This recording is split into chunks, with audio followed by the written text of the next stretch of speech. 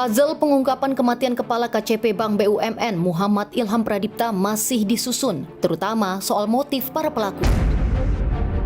Kriminolog Universitas Indonesia menduga ada sejumlah motif di balik penculikan berujung pembunuhan tersebut.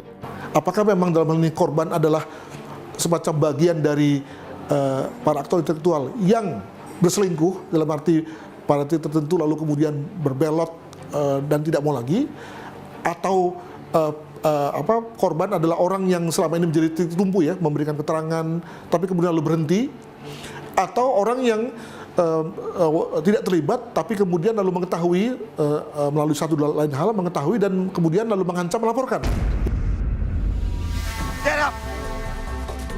Banyaknya pelaku dengan peran terklaster diduga bagian dari strategi penculikan berujung pembunuhan korban. Mengapa si aktor intelektual merasa perlu melibatkan begitu banyak orang dan begitu banyak klaster?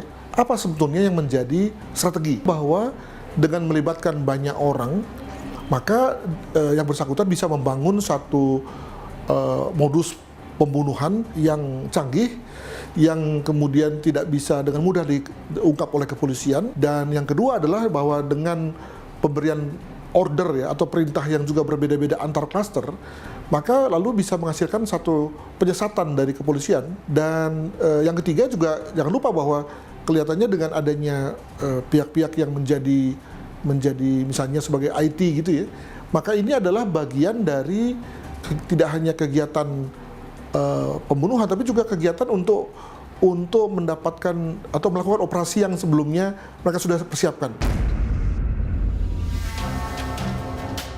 Kriminolog menduga awalnya para pelaku hanya berniat menculik korban sehingga dibentuk sejumlah klaster dengan peran khusus dalam komplotan.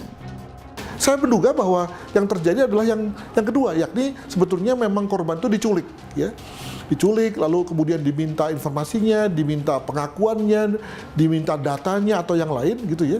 Makanya kemudian perlu ada beberapa klaster gitu ya. Lalu setelah kemudian yang bersangkutan diminta data dan seterusnya, lalu dikembalikan. Tapi yang terjadi kemudian adalah korban mati kan. Kembali pada teori penculikan, maka orang yang diculik ya itu lalu kemudian dalam rangka valuability-nya atau berharganya itu adalah kalau dia hidup ya, karena kalau dia hidup dia dapat diminta keterangannya, dapat dikorek informasinya. Penyidikan jejak digital dan transaksi keuangan dinilai penting untuk mengusut tuntas kasus ini. Itu lalu perlu melakukan satu telahan lah tentang bagaimana sebetulnya korban berkomunikasi dengan para pelaku intelektual ini, begitu ya. Perlu juga dilihat misalnya jejak digital korban, demikian juga pola keuangan dari korban, gitu ya. Demikian juga pihak-pihak yang terakhir ini ditemui oleh korban pada beberapa hari sebelum pembunuhan, gitu ya. Agar kemudian bisa tujuannya dua, bisa mengafirmasi dugaan tadi atau sebaliknya.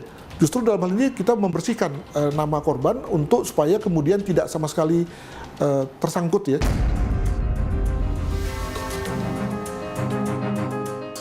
Publik menanti polisi mampu menyingkap tabir kasus ini secara terang benderang.